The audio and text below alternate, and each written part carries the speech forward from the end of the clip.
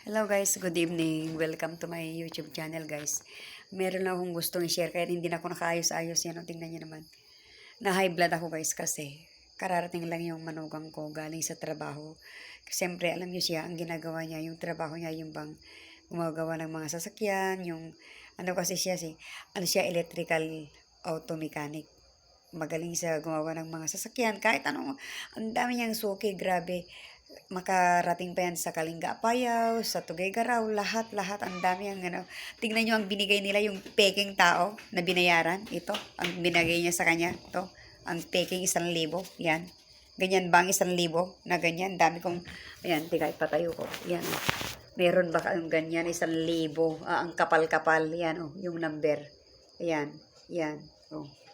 Yan, yun, oh. Tingnan nyo. Yan, oh.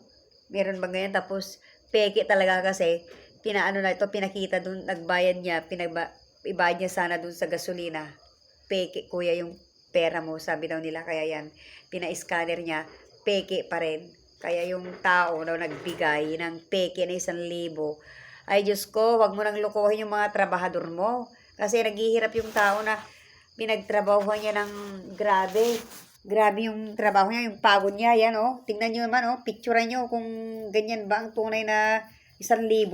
Oh, peke talaga yan oh. Yan. 1,000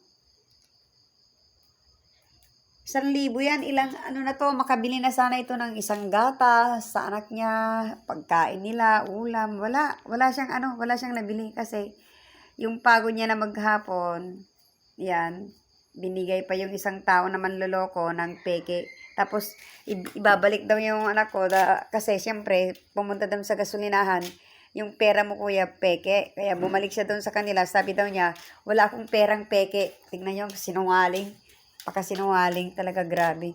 Kaya yung babae na yun siguro na, ano, na nanloloko, nasanay na yun sa panloloko. Nasanay na yun sa panloloko ng pera. Siguro, alam mo, kapag sinasamahan mo ng kalokohan yung business mo, lalo na kung nagpapagawa ka ng sasakyan mo, tapos dala ka ng sasakyan mo, magpatanim ka ng palay, magpatanim ka ng, yung basta kung ano yung business mo na tao, tapos sasamahan mo ng kalokohan, babagsak din, di ba? Babagsak din, hindi pwede na ganito lang yung lulukohin mo, mahirap na tao yung lulukohin mo, ginagawa niya ng husto yung trabaho niya, makasakay ka ng sasakyan, yung kotse mo, yung van mo, yung elf mo, yan, mapuntahan mo yung gusto mo. Pero ikaw, hindi mo naman binayaran ng husto yung tauhan mo. Uuwi siyang luhaan. Imbes na ibibili niya ng pagkain ng mga anak niya, heto ang binigay mo, 1,000 na ito, gusto mo itapal ko patarupam. Siyakti mang itap ka, ladot kwartak. Baka niyam. Hamuluklok ko niya manugang ko, tanasangpat nga tao. Baka niyam. Hana nga pagkurukurangan ta kwarta matkit de. Matrimaan na talugan mo nga libre. Noong pagbayad mo, okay lang. Makiusap ka. Utang na lang.